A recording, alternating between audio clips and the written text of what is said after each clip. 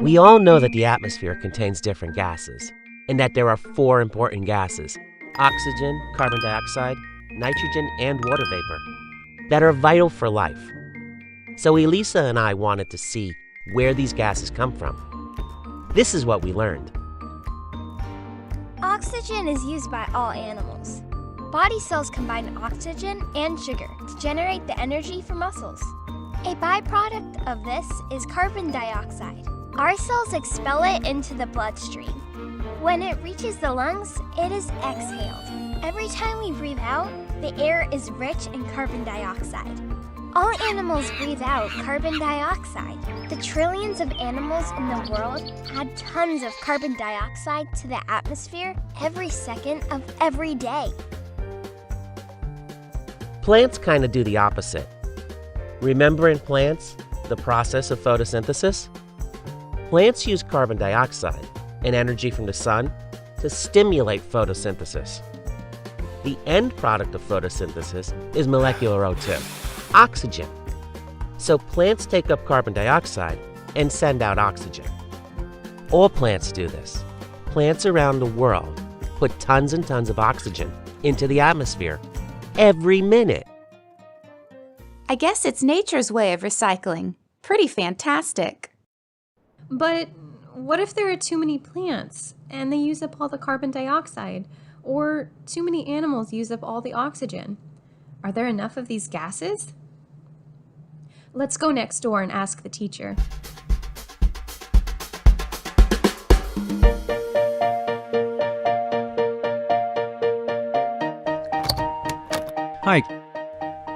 Hi, kids. Let me put things in perspective before I answer your question. Picture a football stadium that seats 10,000 people.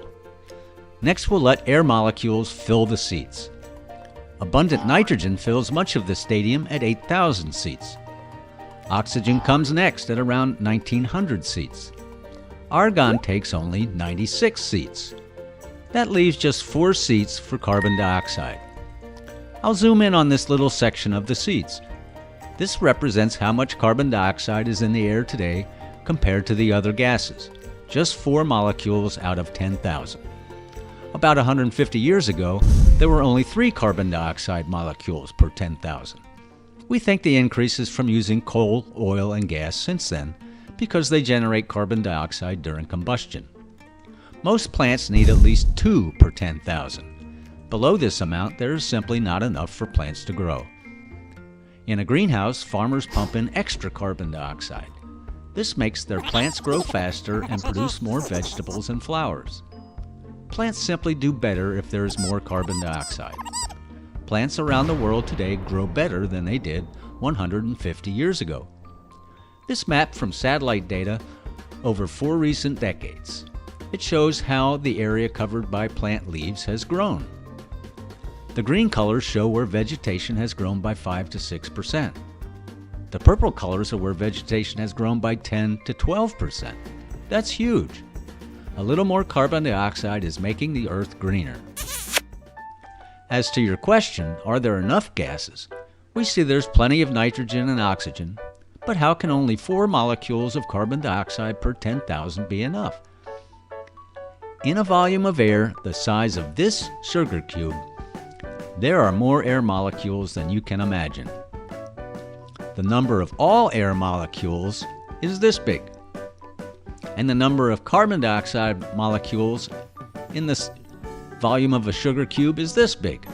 So you see, there are plenty of carbon dioxide molecules. Still, plants would love it if there were even more. It is great to know we have a healthy mix of gases in the air. It seems nature is adapting to a slight change that adds a bit more carbon dioxide, and it's as if the Earth is finding a new balance that supports life even better. You have to marvel at our amazing natural world.